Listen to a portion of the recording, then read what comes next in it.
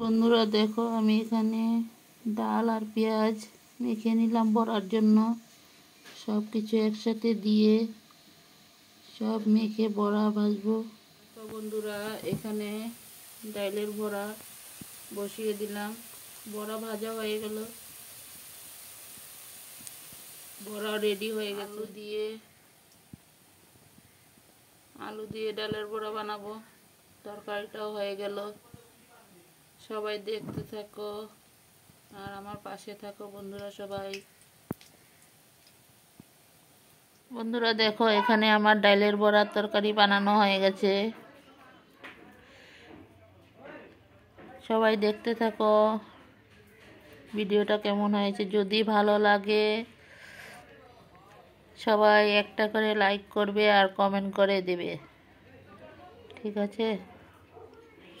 আর বন্ধু হয়ে আমার পাশে থাকবে। বন্ধুরা দেখো, এখানে মাছের জন্য কচু কেটে নিলাম। কচু দিয়ে আর এই যে কচু আলু দিয়ে মাছ দিয়ে রান্না করব। দেখো, এখানে বড়ার জন্য চাল ভিজে নিলাম।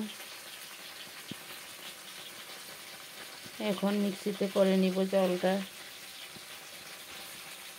দেখো, এখানে ধনিয়া পাতা আর পেঁয়াজ কেটে নিলাম, বড়া ভাজবো। তোমরা সবাই দেখতে থাকো।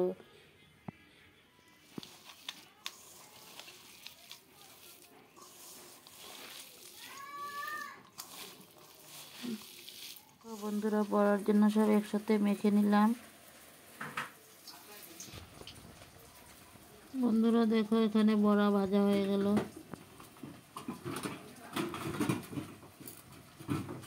দেখো, এখানে মাছ কেটে দিয়ে নিয়ে আসলাম। এখানে মিক্সিতে মশলা নিয়ে নিলাম মাছের জন্য। দেখতে থাকো বন্ধুরা। দেখো, এখানে আলু তেলে দিয়ে দিলাম। আলুটা ভাজা হলে পরে কচু দিয়ে দেব।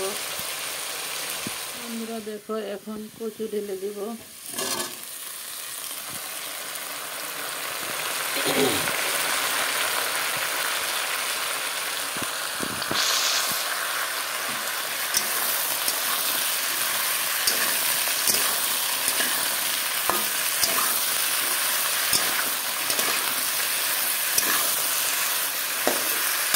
দেখো, এখানে আমার কচু আলু ভাজা হয়ে গেল।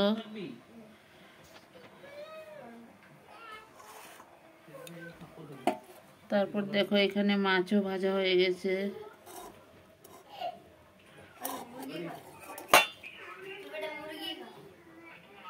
এখানে মশলাও রেডি করে নিলাম। বন্ধুরা দেখো, কড়াইতে তেল দিয়ে নিলাম। এখন মশলা দিয়ে দেব।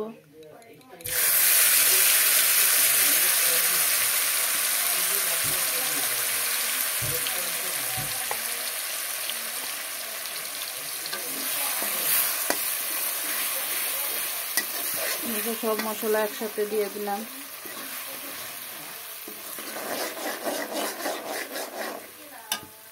আমার মশলা রেডি হয়ে গেল।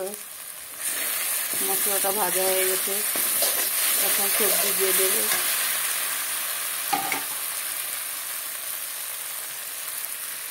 দেখো বন্ধুরা, সবজিটা দিয়ে দিলাম।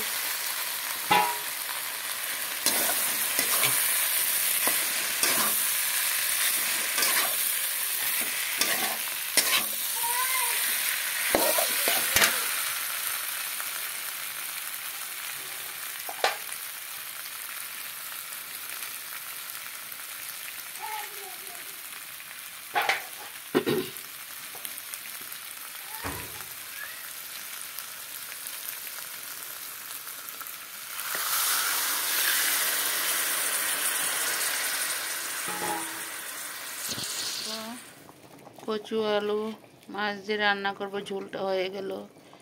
এখন আমি মাছ ঢেলে দেব। দেখো বন্ধুরা, মাছটা ঢেলে দিলাম।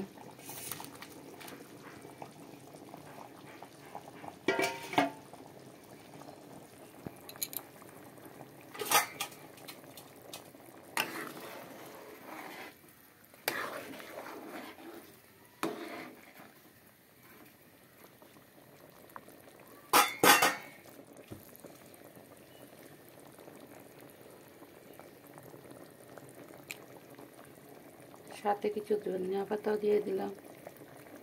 দেখতে থাকো।